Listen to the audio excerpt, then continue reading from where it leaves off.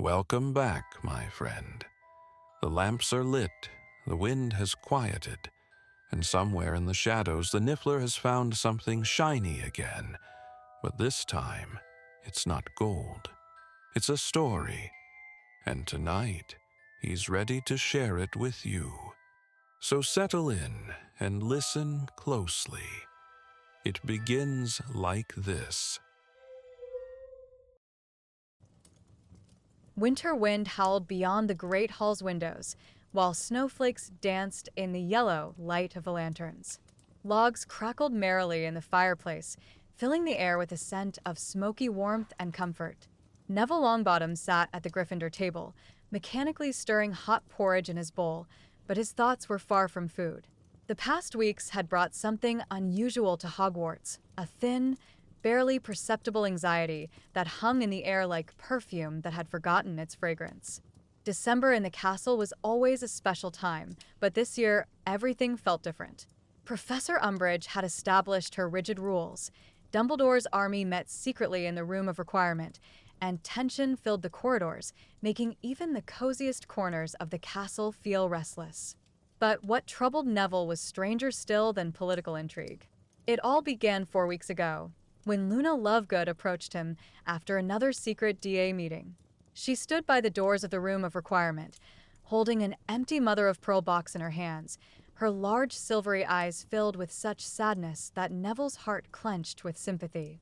"Neville," she said in her dreamy voice, which always reminded him of wind whispering through snow-laden branches, "someone has taken my silver hair clip, the one Mummy gave me for my birthday." Neville remembered that clip, a delicate silver branch with tiny pearls that looked like dewdrops. Luna always wore it on special days, and when firelight touched the silver, it seemed as though stars twinkled in her hair. Perhaps it just fell somewhere during practice? Neville asked, though deep down he knew Luna was never careless with things that mattered to her. Luna shook her head, and her long fair hair swayed like seaweed beneath ice. "No, Neville. It was taken. I feel emptiness where it used to be, as if someone pulled out a piece of me." At the time, Neville thought it was just more bullying. Hogwarts students, especially the older Slytherins, often hid Luna's belongings, considering it amusing sport. But the following days showed the situation was far more complex. The disappearances began multiplying with alarming regularity. First it was small things: Ginny Weasley's quill, a gift from her brothers, Dean Thomas's old scarf, knitted by his grandmother, even Hermione's worn charms textbook, which she'd treasured since first year. Each time, the owners said the same thing. They felt a strange emptiness, as if they'd lost not just an object, but a piece of themselves. Neville began paying attention to these complaints because he noticed a pattern that no one else seemed to see. The missing items weren't the most expensive, beautiful, or valuable ones. What disappeared were objects tied to strong emotions, memories, pieces of their owners' souls. He started keeping a secret diary of the disappearances, recording dates, times, places, and descriptions. This became his own little investigation, a chance to feel useful and important. Years of living in the shadow of more talented classmates had taught him to observe, to notice details others missed. Especially now, when everyone was preoccupied with the DA and resisting Umbridge, few paid attention to minor disappearances. This morning, when Neville woke in his bed in the Gryffindor dormitory, weak winter dawn was breaking through the frost-covered windows. Harry was already awake. He sat on the edge of his bed, searching for something on his nightstand, his dark hair even more disheveled than usual after sleep. "What are you looking for?" Neville asked quietly, trying not to wake Ron, who was snoring peacefully under his thick blanket. "My snitch." Harry turned around, his green eyes troubled. "The little golden one Hermione gave me. Last night it was lying here on the table. I always look at its light before sleep. It's calming." Neville sat up in bed, feeling his heart quicken. He knew that snitch. Not a real one, of course, but a small toy Hermione had given Harry for his last birthday. When touched, it would spread its wings and glow with warm golden light, reminiscent of happy Quidditch moments and victories. Maybe it fell behind the bed? Neville suggested, though he already knew the answer in his heart. Harry shook his head. I've looked everywhere. It's just gone. That same strange emptiness that Neville had heard from others echoed in his voice. Neville understood. He understood very well. This was another case. Someone or something wasn't simply stealing objects. It was draining the memories, emotions, and magic that made them special. Later, at breakfast, Neville sat pondering his notes when Luna appeared beside him. She moved with that peculiar grace that belonged only to her, as if floating through air, barely touching the ground. She wore a warm blue jumper with embroidered snowflakes and a necklace of frozen radishes around her neck. "Hello, Neville," she said, sitting down beside him.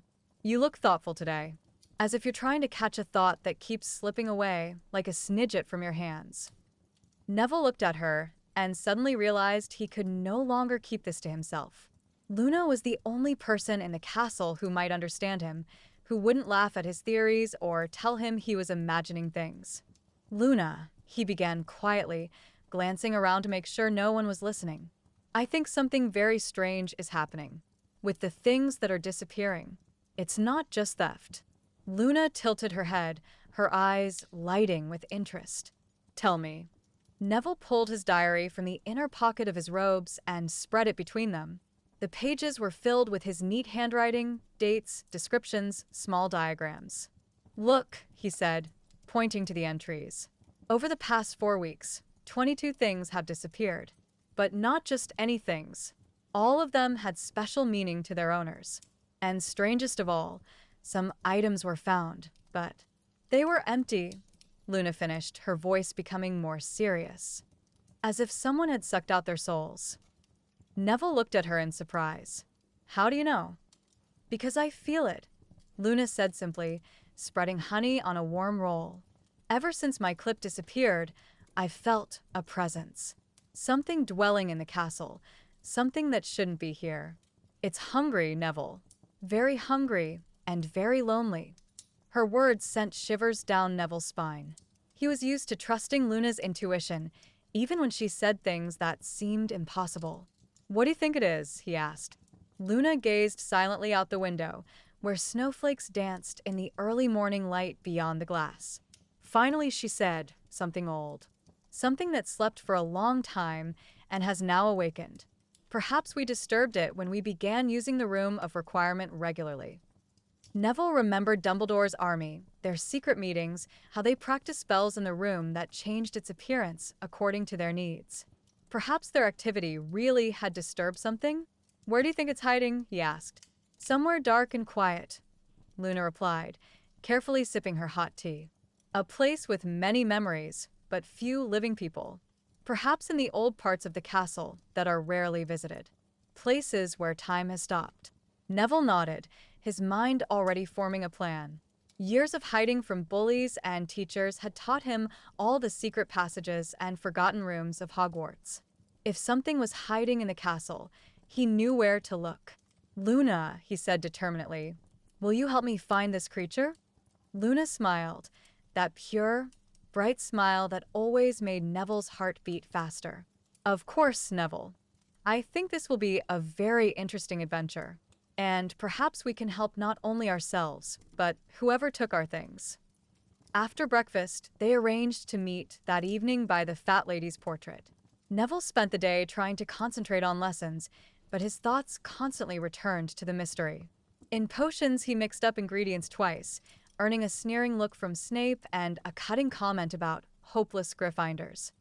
In Transfiguration, his mouse remained a mouse, despite all attempts to turn it into a goblet. But the worst happened during defense against the dark arts with Professor Umbridge.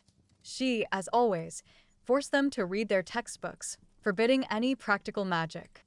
The classroom was stifling from the fireplace's heat and her cloying perfume, while snow fell quietly outside the windows. Neville sat in the back rows, studying his notes under his desk, when he heard the familiar syrupy voice. "Mr. Longbottom." Umbridge's voice rang out, and Neville flinched. "Don't you think you're rather too occupied with something that doesn't concern my lesson?" Neville quickly hid his diary and looked up. "No, Professor. I was listening." "Indeed." Umbridge approached closer. her pink outfit rustling. Then perhaps you can repeat what I just said about the theoretical foundations of defensive spells? Neville felt his face burn with shame. He had no idea what she'd been talking about. I. Detention, Mr. Longbottom, Umbridge said with that horrible smile. Tonight, my office, 8 o'clock. Perhaps this will help you concentrate better on important matters. Neville's heart sank. Detention with Umbridge meant hours of writing lines with her special quill that cut into skin. But worst of all, it would ruin his plans with Luna. When the lesson ended, Neville hurried to Luna, whom he found by the fountain in the courtyard. She was feeding invisible thestrals with breadcrumbs left from lunch, while snowflakes swirled around her like little white fairies. "Luna," he said miserably, "I have to go to detention with Umbridge." "I can't tonight." "Don't worry," Luna interrupted him calmly. "I'll wait. Detention with Professor Umbridge usually lasts until 10. We'll meet by the fat lady's portrait at 10:30. Neville looked at her in surprise. "But it'll be very late. And we might get in trouble if we're caught after curfew." Luna smiled mysteriously, shaking snowflakes from her fair locks. "Neville, have you ever noticed that the most interesting things always happen precisely when they're not supposed to? Besides, at night the castle shows its true nature." Detention with Umbridge proved as horrible as Neville had expected. For 3 hours he wrote lines. "I must pay attention in lessons and not be distracted by foolishness." The special quill cut into the skin on the back of his hand, forcing him to write in his own blood. By the end of detention, his hand throbbed with pain, and red letters showed on his skin. Outside Umbridge's office window, snow fell quietly, and each snowflake seemed like a drop of blood on white paper. When the clock struck 10, Umbridge finally dismissed him with her sickly sweet smile and the admonition, "I do hope this has been educational for you, Mr. Longbottom." Neville almost ran toward Gryffindor Tower, clutching his aching hand. The corridors at night held a different atmosphere. Shadows seemed alive, and the snow outside the windows created an enchanted glow. Luna was already waiting for him, sitting on the floor by the fat lady's portrait and reading the latest issue of the Quibbler. "Hello," she said quietly, folding the magazine. "How's your hand?" Neville was surprised. How did she know? But then he remembered that Luna always knew such things. "It hurts," he admitted, "but it's nothing serious." Luna pulled a small bottle of salve from her pocket and offered it to him. "This will help. Daddy makes it from Plimpy extract and winter herbs." Neville carefully applied the salve to his wound and immediately felt relief. The pain subsided and the skin began to heal. "Thank you," he said sincerely. "Ready for our investigation?" Luna nodded and stood, adjusting her warm cloak. They quietly passed the portrait. The fat lady muttered something displeased in her sleep, but didn't wake. Hogwarts corridors at night were completely different from during the day. Shadows seemed deeper, sounds more mysterious. Footsteps echoed off stone walls, and portraits whispered among themselves, watching the two figures moving through the snowy darkness. Moonlight and snow's reflection created a soft glow through the windows, making everything around them seem like an enchanted dream. Neville led Luna along familiar routes, avoiding corridors where prefects usually patrolled. They climbed to the 7th floor, then descended through a secret passage to the 4th, bypassed the room with the three-headed dog, and finally reached the entrance to the old part of the castle. "Here," Neville whispered, pointing to barely visible doors behind a faded tapestry depicting a winter forest. "This part of the castle is hardly used. If your creature is hiding somewhere in Hogwarts, it's most likely here." They carefully moved aside the tapestry and passed through the doors. Beyond them lay a long corridor, lit only by weak moonlight penetrating through narrow windows and reflecting off snow. The air here was thicker, filled with the scent of old stone and something else, a sweetish aroma reminiscent of wilted flowers and forgotten dreams. "Do you feel it?"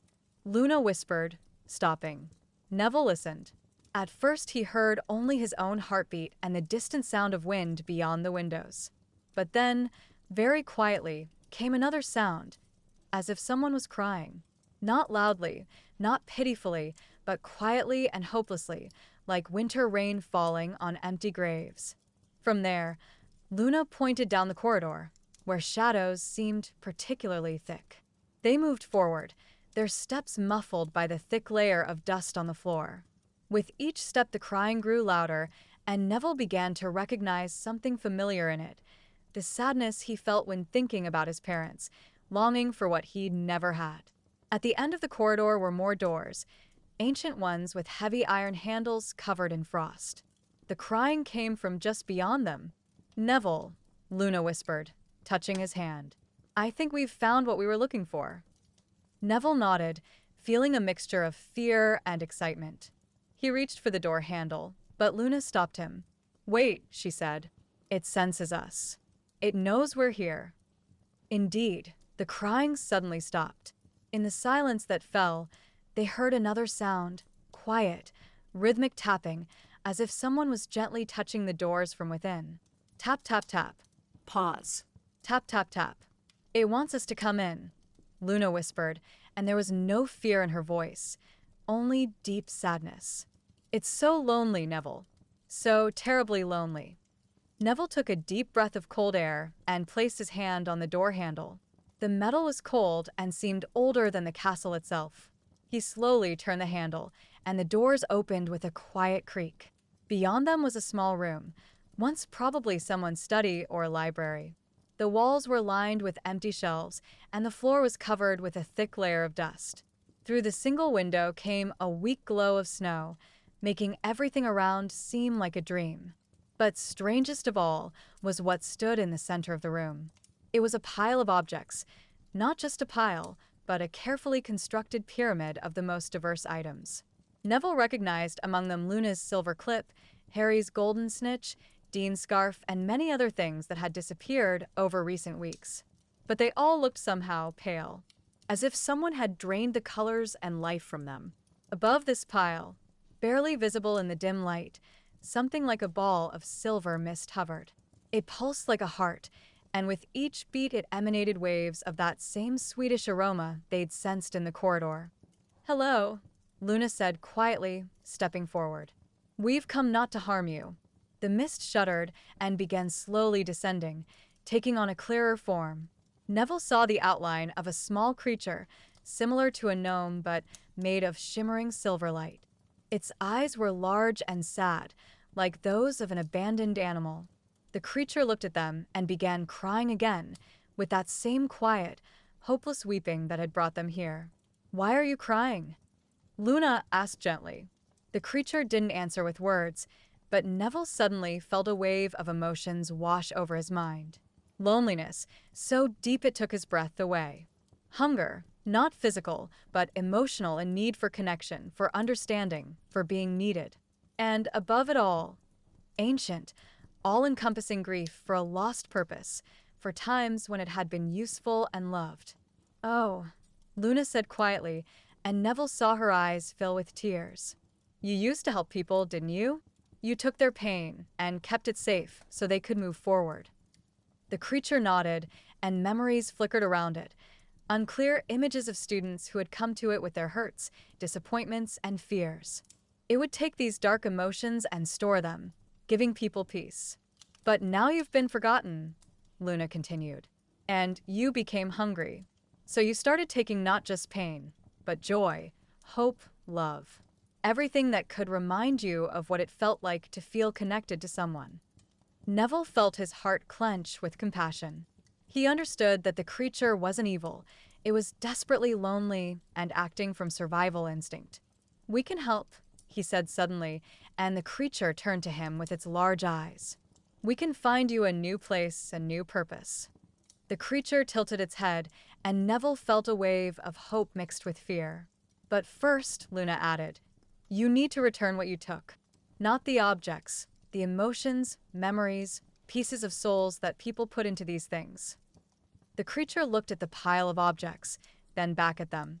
Neville felt its hesitation, fear of being empty again, lonely, forgotten. "We promise," he said solemnly, "that we won't abandon you. We'll find you a place where you can be useful again." Luna nodded. "There are people who need your help. People who want to forget pain but don't know how. You could help them like you used to. The creature was silent for a long time, thinking. Winter wind howled outside the window, and snowflakes danced in the weak light. Finally, it raised its tiny hands toward the pile of objects and began to glow softly. Silver mist crept from it toward the items, and Neville watched as they gradually began returning their colors. The golden snitch gleamed again. Luna's clip shone with mother of pearl, and Dean's scarf became warm and cozy once more. The process lasted several minutes, and when it finished, the creature looked smaller and weaker, but something like hope appeared in its eyes. "Thank you," Luna whispered, carefully extending her hand. The creature lightly touched her fingers, and for a second the entire room filled with warm, golden light that reminded them of the Great Hall's fireplace and friends' laughter. Neville realized their real investigation was just beginning. Now they needed to find this creature a new place in the world, a new way to be useful and loved. But for the first time in a long while, he felt he could truly change something, truly help. As they gathered the objects to return them to their owners, Neville felt a touch on his hand. He turned and saw Luna looking at him with a warm smile.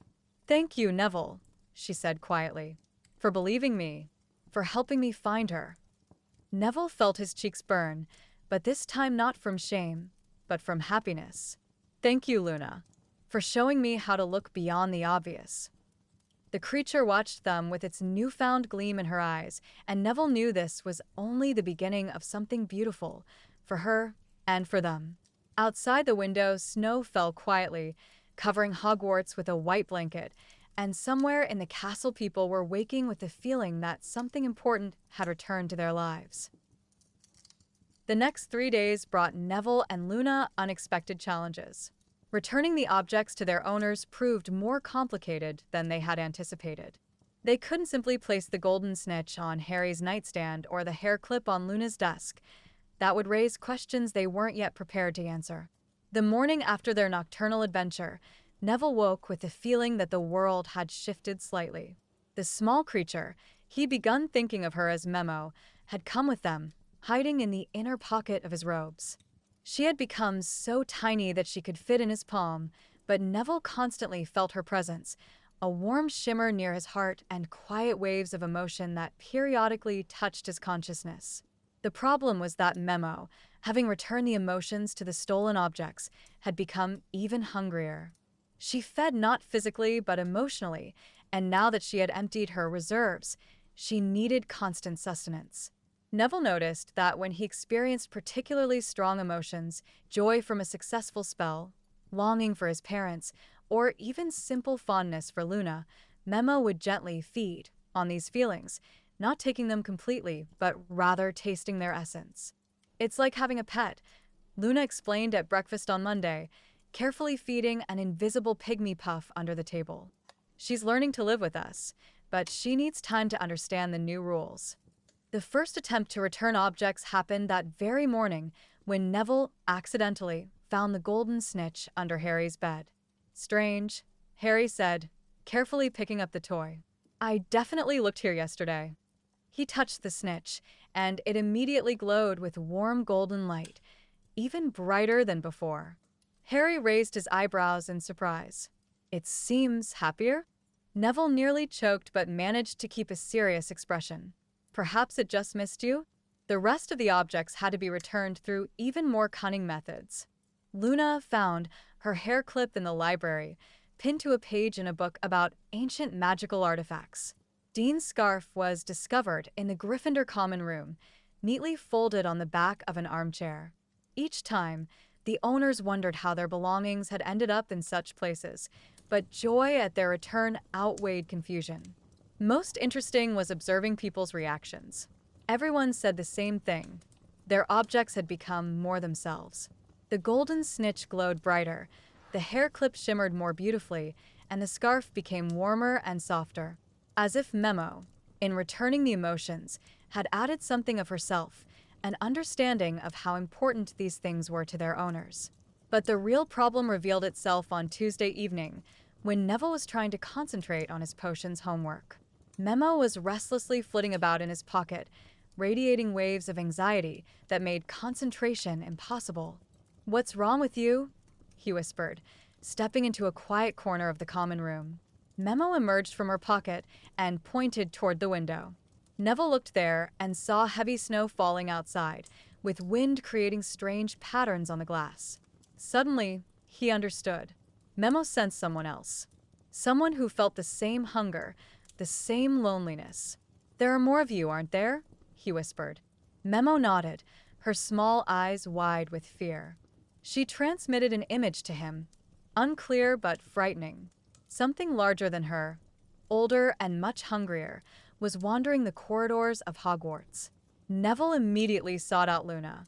She was sitting by the fireplace in the Great Hall, discussing with nearly headless Nick whether ghosts could feel cold. "Luna," he said quietly, sitting beside her. "We have a problem." When he told her about Memo's feelings, Luna became very serious. "I've been sensing something too," she said, gazing into the fire. "Ever since we found Memo, it's as if someone's been watching us. Something ancient and angry. Angry? Imagine you'd lived alone for years, and then someone took away the only company you had," Luna explained. "Even if it was stolen company." Neville felt Memo trembling in his pocket.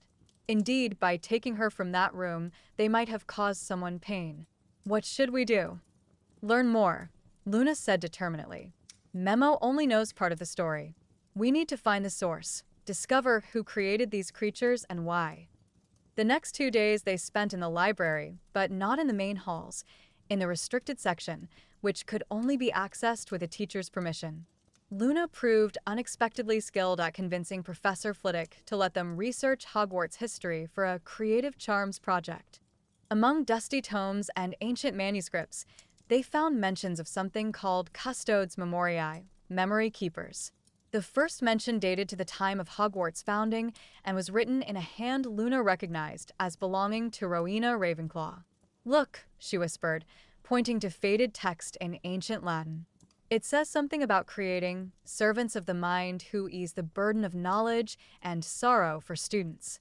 Neville leaned closer. His Latin wasn't the best, but he could make out the general meaning. Rowena had created these creatures as part of Hogwarts' educational system. They were meant to help students cope with emotional traumas that might interfere with learning. "But there's more here," Luna added, turning the page. "Look at this part." The new text was written in different handwriting, less refined.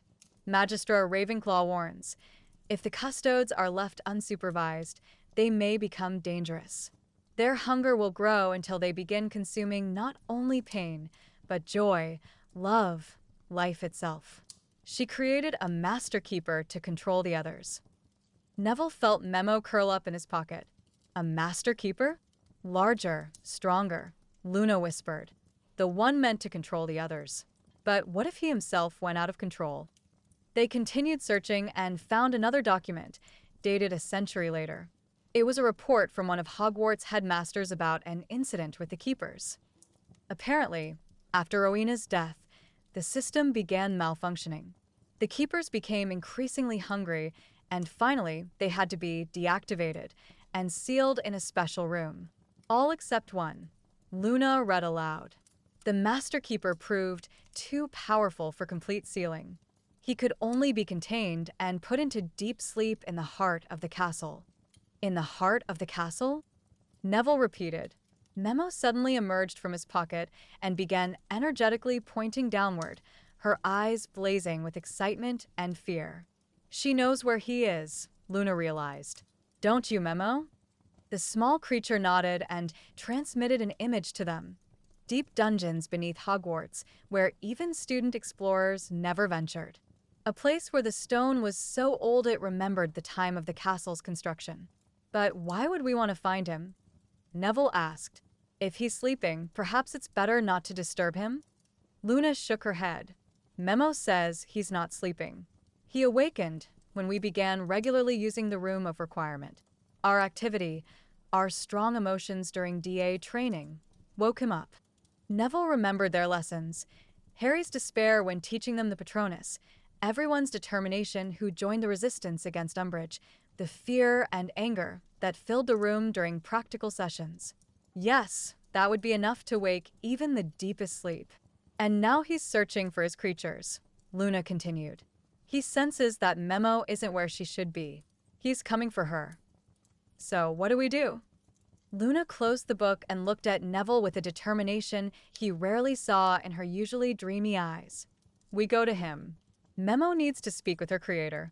Perhaps together they can find a new way of existing that doesn't require stealing emotions from people. And if he won't listen, then we'll find another way, Luna said simply. But first we must try. You wouldn't leave Memo alone with this problem, would you? Neville looked at the small creature, who was trustingly nestled against his hand. In these few days, he'd grown accustomed to her presence, to the quiet warmth she radiated when she was calm. Memo had become part of his life so quickly that now he couldn't imagine giving her up. No, he said firmly. I won't abandon her. That evening they met again after curfew, this time armed with knowledge and a plan. Luna brought an old map of the castle found in the library, while Neville carried several useful spells he'd learned in the DA. The dungeons beneath Hogwarts are a labyrinth, Luna explained, unfolding the map on the corridor floor. Most passages are blocked or forgotten. But here, she pointed to the map, there's an old passage leading to the castle's original foundation. Memo emerged from Neville's pocket and approached the map.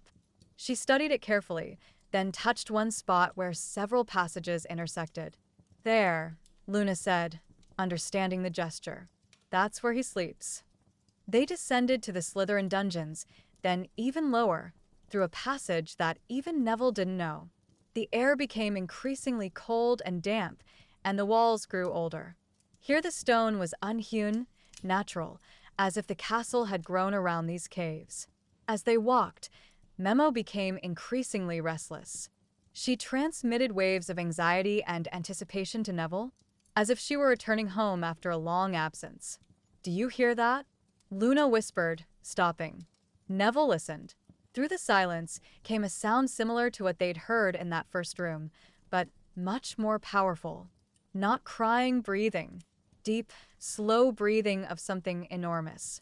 They turned a corner and found themselves before massive gates of black stone. Symbols similar to those Neville had seen in the book about Rowena Ravenclaw were carved into them.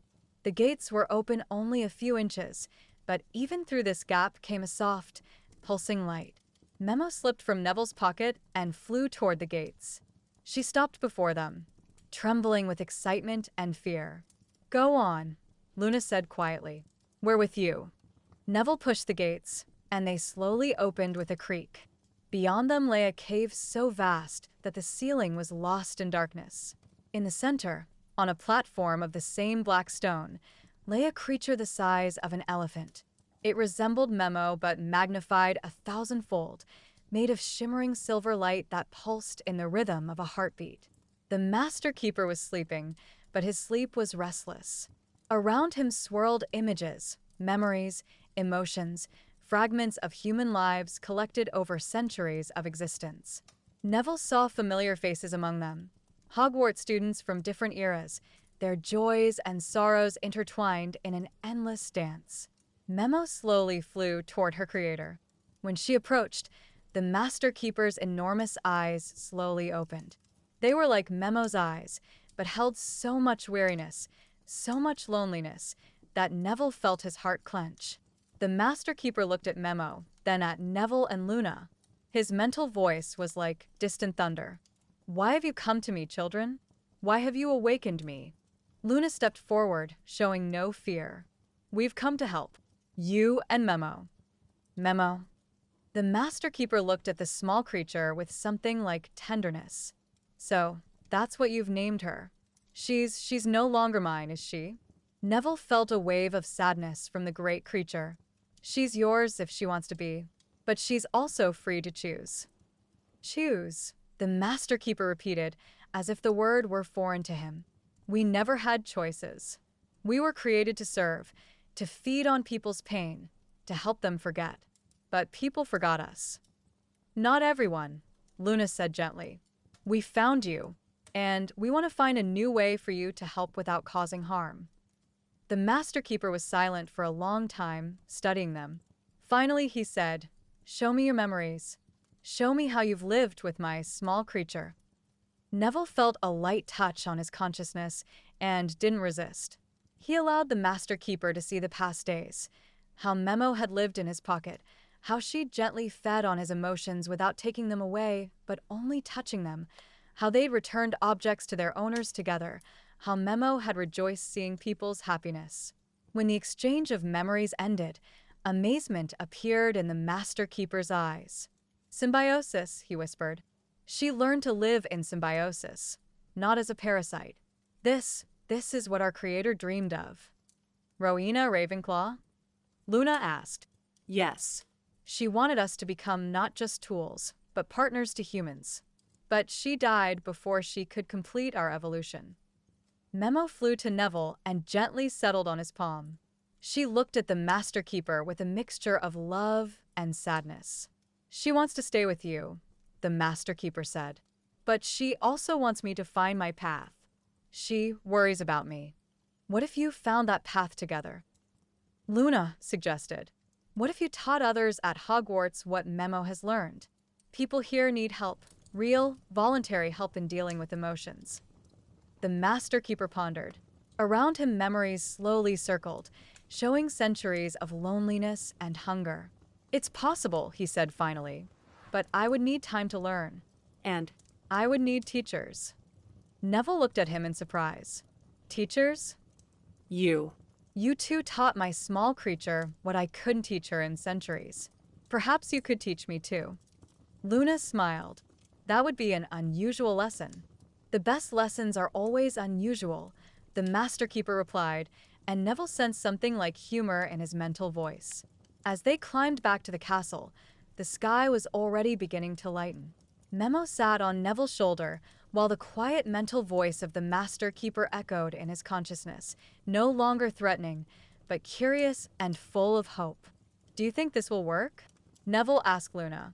I think we've just begun something very special, she replied. You know what's best about this story? What?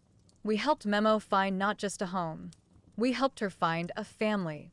Indeed, when they reached Gryffindor Tower, Neville felt not the exhaustion of a sleepless night, but quiet satisfaction from a task that was still far from completion but had already shown its first beautiful fruits. The first lesson for the Master Keeper was to take place a week after their meeting in the dungeons.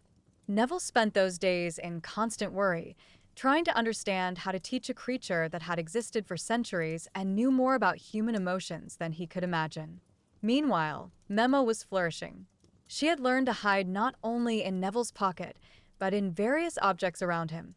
Sometimes she would disappear into his inkwell, making his notes slightly shimmery. Sometimes she'd hide in the pages of books, adding a barely perceptible emotional tinge to the texts.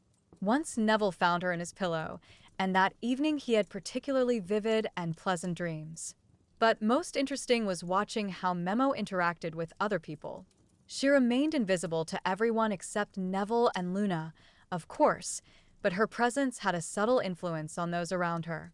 When Neville sat near upset classmates, Memo would gently radiate calming waves, and people would unconsciously begin to feel better. The problem arose on Thursday during defense against the dark arts. Umbridge, as always, forced them to read theory, forbidding any practical magic. Neville sat in the back rows, trying not to attract attention, when he noticed that Ernie Macmillan from Hufflepuff looked particularly dejected. Yesterday evening, Ernie had received a letter from home with bad news about his grandmother's illness. Memo, sensing the boy's pain, instinctively reached toward him, trying to ease his suffering.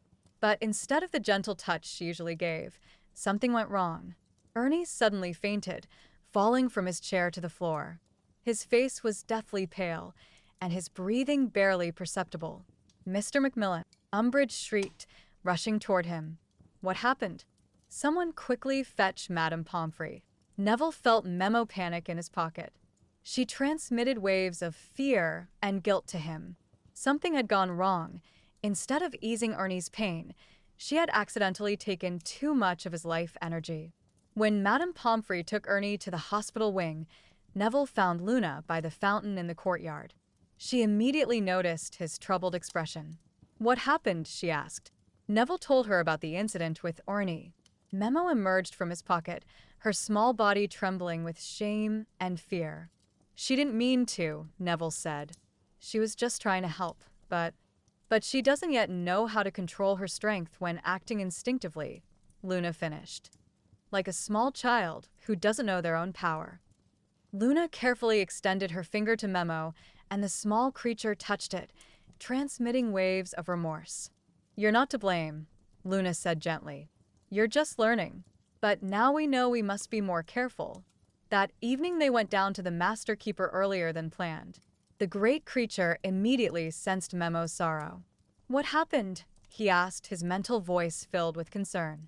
When Neville told him about the incident, the Master Keeper was silent for a long time. I feared this, he said finally.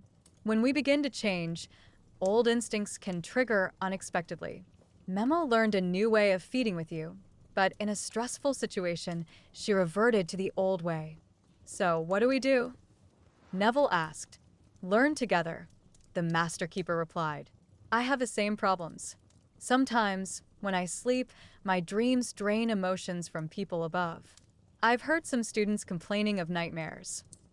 Neville remembered that indeed, many in Gryffindor had been sleeping poorly lately. Then let's start with the basics, Luna said practically. Master, show us how you usually feed. The Master Keeper looked at her in surprise. You want me to show you? But it could be dangerous. We trust you, Neville said simply. And you must trust us. The great creature slowly extended a mental tentacle toward Neville.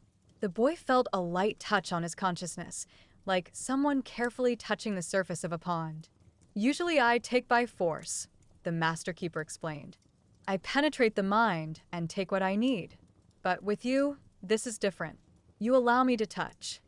What's the difference? Luna asked. Permission, the Master Keeper said, as if discovering something new. When a person allows it, energy flows naturally. When I take by force, I break something in their soul. Memo suddenly became animated. She flew to Neville and transmitted a series of images to him, how she had fed on his emotions throughout the past week. Each time she had asked permission, even if she did so unconsciously. I understand, Neville said. You always waited for my permission, even when I didn't know I was giving it. But with Ernie I didn't ask. Memo transmitted through images. I just took because he was suffering, and I wanted to help. That's the problem, Luna realized. Even with the best intentions, without permission it becomes parasitism. The next few hours they spent teaching the Master Keeper and Memo how to ask permission from people, even if they didn't know about the creature's existence.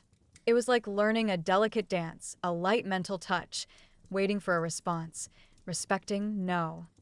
But what if a person is suffering and needs help, and they don't know we can help? The Master Keeper asked. Then we find another way to help, Luna said. Through friends, through teachers, through other methods. They practiced on Neville and Luna, teaching the creatures to distinguish different types of emotional permissions. Sometimes a person subconsciously wanted to get rid of painful memories, sometimes just to share their burden, sometimes to keep the painful emotion because it was important. The most difficult part was teaching the Master Keeper how not to leak into people's dreams. For centuries, I was lonely, he explained. When I sense dreams above, it's like hearing friends' voices. It's hard not to listen. What if instead of listening to others' dreams, you created your own? Luna suggested, my own dreams. Yes. Imagine something beautiful, something that would bring you joy. Focus on that instead of reaching for others' emotions. The Master Keeper tried, and new images began appearing around him, not stolen memories, but his own fantasies. Neville saw among them pictures of peaceful coexistence between creatures and humans, where keepers helped not as parasites, but as partners.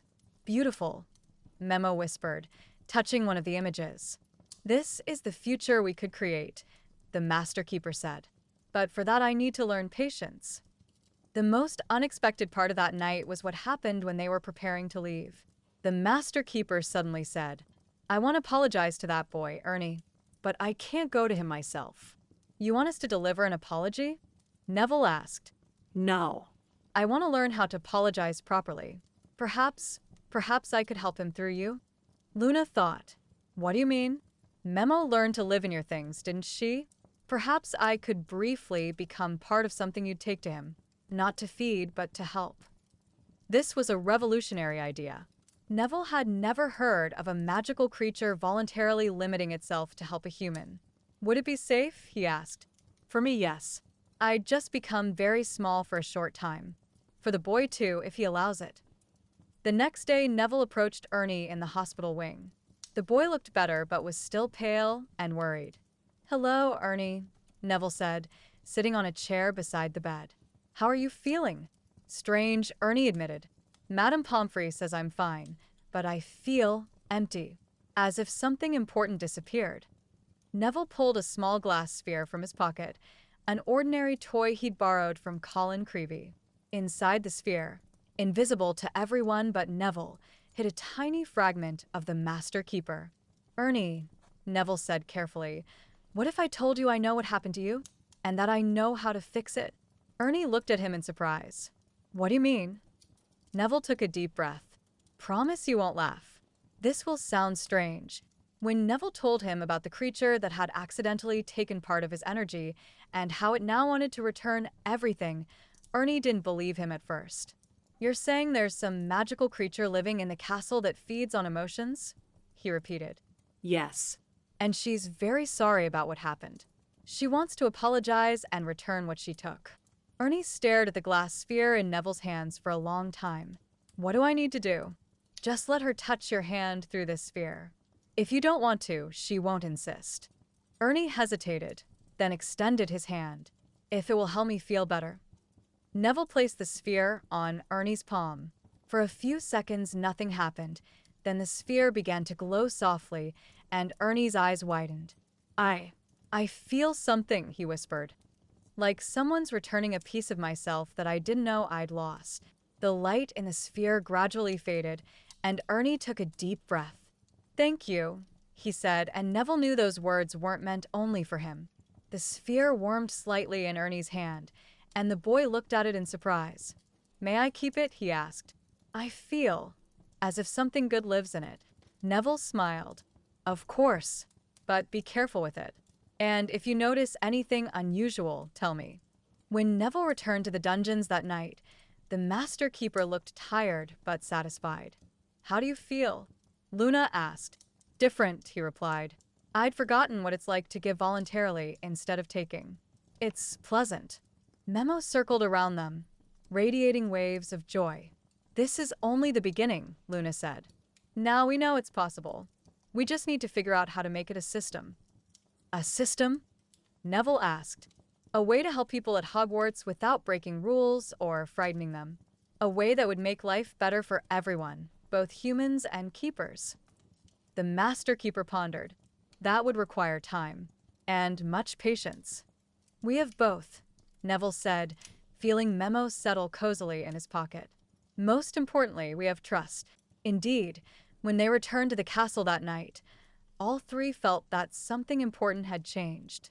They were no longer just investigating a mystery, they were building a future.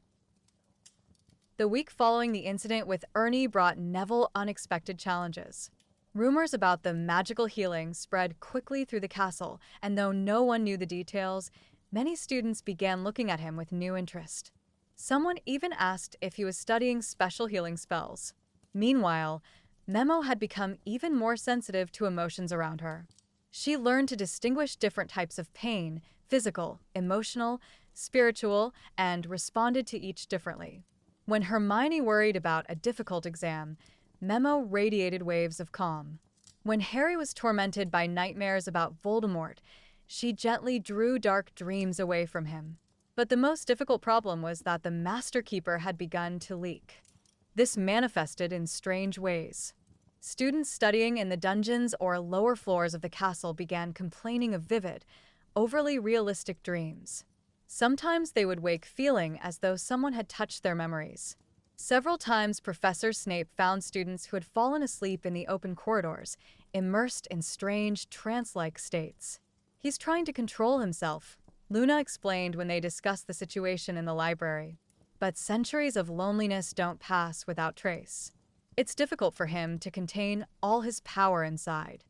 Neville nodded, studying notes about new incidents. Perhaps we need to find him some outlet? Something that would let him use his power constructively. Or someone to help him share the burden, Luna added thoughtfully. Just then Hermione approached them. She looked tired after a long night spent with books, but her eyes blazed with curiosity. "Excuse me for interrupting," she said, sitting at their table. "But I can't help noticing that you've been spending a lot of time together lately and conducting some sort of secret research." Neville and Luna exchanged glances. Hermione was too observant to hide the truth from her for long. "It's complicated to explain," Neville began. "Try," Hermione said determinedly. "Perhaps I can help." The next half hour, they spent telling Hermione the entire story. At first, she listened with skepticism, then with growing amazement, and finally with fascination. "This is incredible," she said when they finished.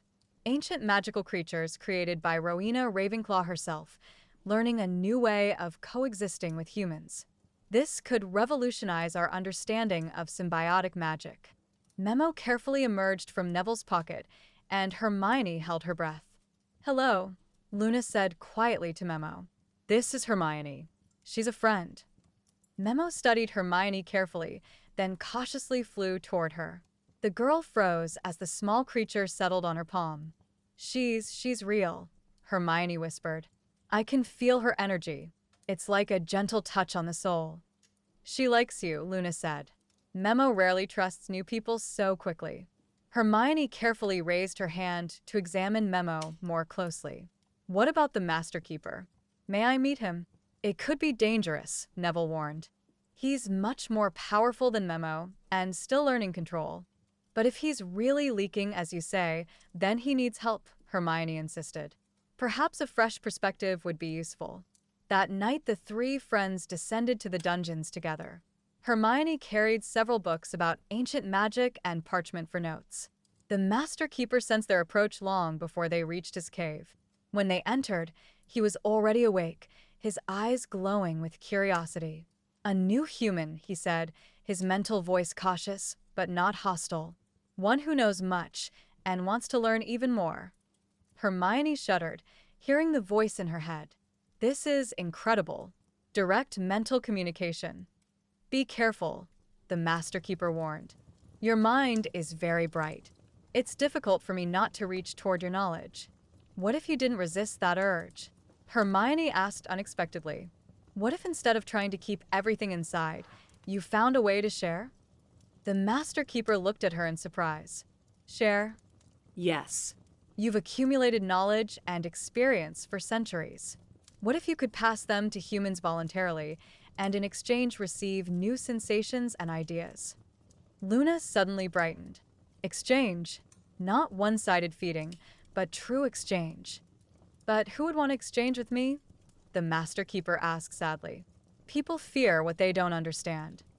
"Not everyone," Hermione said determinedly. "There are people willing to risk for knowledge. Researchers, scholars, those who seek to understand deeper secrets of magic." Neville suddenly remembered something. What about Professor Dumbledore? He's always interested in unusual magical phenomena. "Dumbledore," the Master Keeper repeated, and a note of respect appeared in his voice. "I've heard of him. They say he's one of the wisest people of his time." "Perhaps we should speak with him?" Luna suggested, but Hermione shook her head. "No, not yet. First, we need to develop a working system. Show that it's safe and beneficial." She unrolled one of her parchments. "I've been thinking about this all the way here. What if we created a controlled experimental protocol?" The next hour they spent developing a plan together. Hermione proposed starting with small, time-limited exchange sessions between the Master Keeper and volunteers.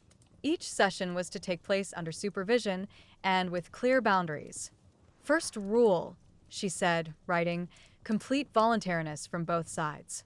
Second, limited contact time. Third, presence of observers." "What do you mean by exchange?" Neville asked. "The Master could share ancient knowledge, wisdom, accumulated experience," Hermione explained. "And the human, fresh ideas, new perspectives, modern knowledge." The Master Keeper pondered. This could work. But who would we find for such experiments? Me. Hermione said simply. Hermione, no. Neville objected. It's too dangerous. Any research involves risk, she replied calmly. But if we don't try, how will we know if it works? Luna studied Hermione carefully. Do you really want to do this? Not for science, but because you feel it's right. Hermione nodded. I think this could change everything. Imagine direct knowledge transfer between species, true understanding of each other. The Master Keeper gazed at her for a long time. You are very brave, young scholar. But if we do this, we must be extremely careful. The first experimental session took place 3 days later. They established strict limitations. Only 5 minutes of contact, only surface exchange, 3 observers ready to intervene immediately. Hermione sat opposite the Master Keeper, holding a special crystal meant to sever the connection in case of danger. Ready?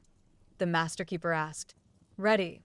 Neville watched as a thin thread of silver light stretched from the great creature to Hermione. The girl closed her eyes, and her face lit with a smile of wonder. I can see, she whispered. The time of Hogwarts founding. Rowena at work.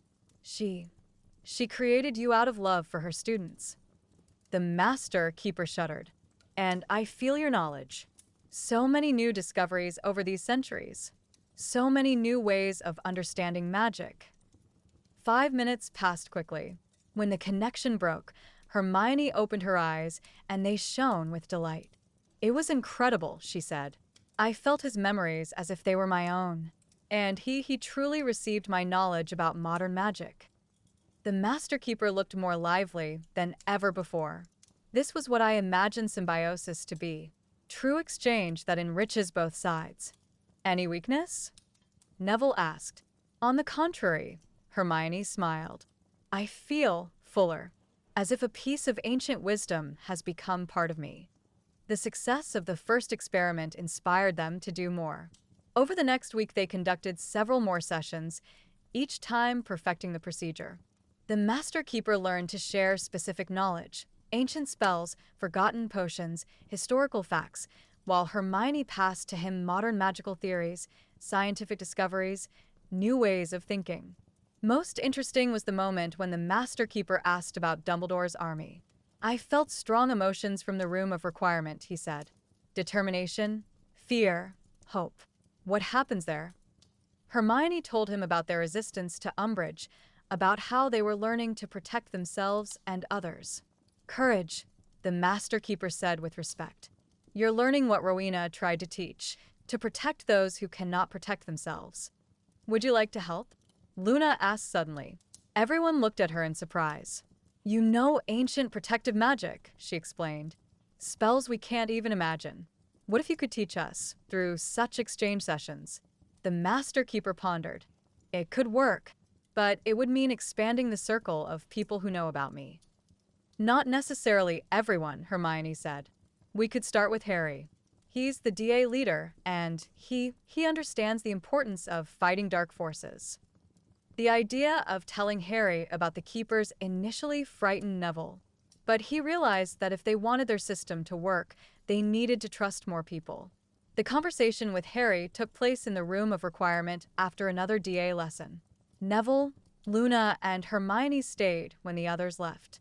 Harry, Neville began, we need to tell you something.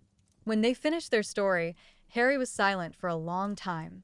So, he said finally, you're telling me that an ancient magical creature created by Rowena Ravenclaw lives in Hogwarts dungeons and wants to teach us forgotten defensive spells? Roughly speaking, yes, Luna said. Harry looked at Memo, who had settled on his palm. And this is the same creature that helped Ernie? Yes. Harry took a deep breath. You know what? In recent years, I've seen so many incredible things that this no longer seems so strange. If this creature can teach us something that will help protect people, I'm willing to try. The first exchange session between Harry and the Master Keeper was cautious and brief, but the results were impressive. Shield of Elements, Harry said when the connection broke. He showed me a spell that can protect several people simultaneously from fire, ice, and lightning magic. Group defensive magic. The Master Keeper seemed equally impressed. This boy has seen things even I couldn't imagine. His experience fighting dark forces, it's invaluable. Over the following weeks, their small group gradually expanded. Luna joined the exchange sessions, bringing her unique ability to see magic from unexpected angles. Even Neville, initially afraid he had nothing to offer, discovered that his patience and observational skills were very valuable to the ancient creature. Most amazing was the transformation of the Master Keeper himself. Instead of a lonely, hungry creature that fed on stolen emotions, he became something like a wise teacher. His leaking stopped because now he had healthy ways to interact with humans. And Memo flourished, becoming a sort of translator between species. She learned to convey complex concepts from the Master Keeper to humans and vice versa. But the most important change was what happened to the students themselves. Those who participated in exchange sessions became calmer, wiser, more confident in themselves. They learned not only new spells, but a new way of thinking about magic and life. "It works," Hermione said one evening as they sat in the cave with the Master Keeper. "We've created a true system of symbiosis." "But this is only the beginning," the Master Keeper reminded them. "If we want this to become part of Hogwarts, we need support from authority." "Dumbledore," Harry said. "It's time to speak with Professor Dumbledore." Everyone nodded. They knew the next step would be the most difficult, convincing the adults that their discovery was safe and valuable. But for the first time in months, Neville wasn't worried. In his pocket Memo slept quietly, his best friend sat beside him, and in the cave waited a wise mentor who had become more than just a magical creature. He had become part of their family. "Tomorrow," Neville said determinedly. "Tomorrow we speak with Professor Dumbledore." And for the first time in a very long while, the future seemed full of possibilities rather than threats. Everything changed in an instant the very next day when Professor Umbridge nearly caught them before they could reach Dumbledore. They had planned to speak with the headmaster that morning, but fate intervened. Neville was just returning from what was meant to be their final clandestine meeting in the dungeons when he heard the familiar syrupy voice by the stairs to Gryffindor Tower. "Mr. Longbottom, how pleasant to encounter you at such a late hour." He turned and saw Umbridge in her pink dressing gown, standing in the shadows with the expression of a predator that had scented prey. "Professor," he mumbled, trying to hide his anxiety. I couldn't sleep, so I went for a walk." "A walk." Umbridge approached closer, her eyes glittering in the dim torchlight. "In the dungeons? How curious. Mr. Filch has informed me that students have been wandering the lower floors of the castle frequently of late, particularly those belonging to your society." Neville felt Memo stir in his pocket. The small creature transmitted waves of fear to him. She instinctively sensed danger from Umbridge. "I don't know what you mean, Professor." "Don't you?" Umbridge drew her wand and pointed it at Neville. "Detention tomorrow evening, Mr. Longbottom, and another on Saturday. Perhaps this will help you remember what you've been doing during your nighttime wanderings." When Umbridge left, Neville hurried to the 7th floor, where in an empty classroom he found Harry, Hermione, and Luna waiting for him with anxious faces. "She knows," he said without preamble. "Not everything, but she knows something's happening." "Mr. Filch has been watching us," Hermione added grimly. "Today I saw him near the entrance to the old part of the castle." Harry ran his hand through his hair. "What do we do? We can't just abandon the Master Keeper." "And we won't," Luna said determinedly. "But we need to be clever." The next day during detention, Umbridge tried to extract information from Neville about his nocturnal wanderings. For 3 hours he wrote lines in his own blood while she asked questions, which he answered briefly and uninformatively. "I know you're hiding something," she said at the end, when his hand was numb with pain. "And I will find out what." That night they met in the Room of Requirement, which at their request transformed into an exact copy of the Master Keeper's cave. Through a special mirror that Hermione had charmed for communication, the ancient creature could speak with them without risking exposure. "We must stop the meetings," Neville said heavily. "It's becoming too dangerous." "No," the Master Keeper's mental voice was resolute. "We cannot stop. but we can become more careful. What do you mean? Hermione asked. Create a network. Small but reliable. People who can be trusted, who will be able to help others even if no one knows about me.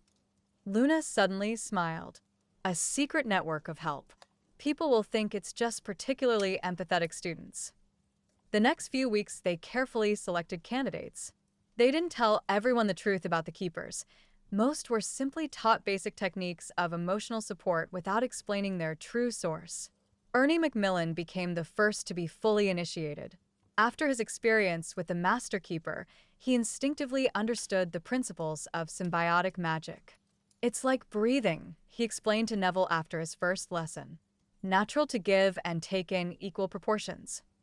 Hannah Abbott joined next. Her natural ability to calm others made her an ideal conduit for the Master Keeper's energy, even if she didn't know about his existence. Most difficult proved teaching Ginny Weasley. She was too direct, too emotional, and she struggled to grasp the subtleties of emotional exchange. Why can't I just tell a person that everything will be all right? She asked after another failed attempt to comfort an upset first year. Because it's not about words, Luna explained patiently. It's about truly feeling her pain and showing that she's not alone in it. Memo became the key to the entire system. She learned to multiply, not physically, but to create small parts of herself that could dwell in objects carried by network members. Thus, each agent had a tiny helper who aided them in sensing others' emotional needs.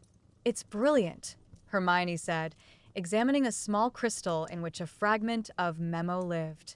She's created a network of empathy spanning the entire castle. But the most important moment was when Colin Creevey approached them. The small boy found Neville after a particularly brutal detention with Umbridge, when he'd been brought to the hospital wing with deep cuts on his hands. Neville, he said quietly, sitting beside the bed. I know you're doing something. Something good. Can I help? Neville looked at him in surprise. How do you know? Because people are changing, Colin replied simply. Before, when someone cried, I didn't know what to do. But now I somehow instinctively know how to help. And I've noticed others have changed too. It turned out that their network's influence had spread much further than they'd thought. Students who didn't even know about the Keeper's existence had begun instinctively helping each other better. It's like a virus, the Master Keeper said during one of their secret meetings. But a good virus. When a person feels true empathy, they want to pass that feeling to others. The problem arose in April when Umbridge appointed Draco Malfoy head of the new Inquisitorial Squad. She's assigned me to watch suspicious students, Draco reported during one of his team's meetings, not suspecting that Luna was eavesdropping from behind a portrait, especially those connected to Dumbledore's army. This meant their movements were now constantly monitored. Neville couldn't go down to the dungeons, and other network members had to be extremely careful. We need a diversion operation, Hermione said during an emergency meeting in the Room of Requirement. What do you mean? Harry asked. Give them something else to investigate. Something harmless, but suspicious looking. They decided to create a fake secret organization, a group of students who supposedly met to study alternative magical history. Luna even wrote several fake notes with theories about hidden magical energies of the castle, which she accidentally left in the library. The plan worked. Draco and his team began watching the fake group's participants, allowing the real network to operate unnoticed. But the hardest test came when Umbridge decided to investigate the dungeons personally. She's coming, Ginny whispered, running into the Room of Requirement, with Filch and 3 Aurors from the Ministry. Neville felt his heart clench with fear. If Umbridge found the Master Keeper, what do we do? He asked, turning to the mirror. Trust me, the ancient creature's mental voice replied. I know how to protect myself. When Umbridge and her team reached the cave, they found only an empty room covered in dust and cobwebs. The Master Keeper had used ancient magic to become invisible and intangible even to the most powerful detection spells. There's nothing here, one of the Aurors said after a thorough search. Impossible, Umbridge muttered. I was certain, but she had to retreat empty-handed. When the danger passed, the Master Keeper became visible again, but the experience had changed him. I'd forgotten what it was like to hide, he said sadly. It reminded me of the old days when I was feared. But it's temporary, Luna assured him. Umbridge won't stay here forever. I know, but it reminded me that what we're doing could cost dearly. You're risking yourselves for me. We're risking ourselves for what's right, Neville corrected. And you're part of our family. By the end of the school year, their secret network had grown to 20 students, though only 8 knew the full truth about the Keepers. The rest simply helped others, instinctively using techniques learned from their elder companions. The events of year's end, Umbridge's flight after the incident with the Centaurs and Professor Dumbledore's return, created a new atmosphere in the castle. But the best proof of their work's success was that even in the chaos of the final weeks, students continued supporting each other. It's remarkable, Madame Pomfrey told Professor Dumbledore after his return. Even in all this chaos, students supported each other. The number of stress-related visits was minimal. Dumbledore, who always knew more than he showed, merely smiled mysteriously. On the last day of term, Neville sat in the cave with the Master Keeper, summarizing what they'd achieved. We couldn't create an official system, he said. Umbridge prevented us. But we created something more valuable, the Master Keeper replied. A network of people who understand the power of compassion that cannot be forbidden by any decree. Memo settled on Neville's palm, her small body glowing with satisfaction. She says she's proud of us, Luna translated. And I'm proud of you, the Master Keeper added. You taught me that true magic isn't in power, but in the ability to touch others' hearts. As the friends prepared to leave, Hermione asked, "What happens next?" Now that Umbridge is gone and Professor Dumbledore has returned, the Master Keeper pondered. You take fragments of Memo with you. She'll always be with you wherever you are. And the network has proved it can exist even in the darkest times. What about next year? Harry asked. Next year, Neville said determinedly, perhaps we can work more openly. But we already know that real change doesn't happen through official orders, but through human hearts. When they climbed from the dungeons for the last time that school year, Neville turned back and looked behind him. Somewhere in the darkness waited his most unusual friend and mentor, ready for another year of secret work. They hadn't achieved public recognition, hadn't created an official course, hadn't changed the education system. But they had done something far more important. They had changed people. One heart, one soul at a time.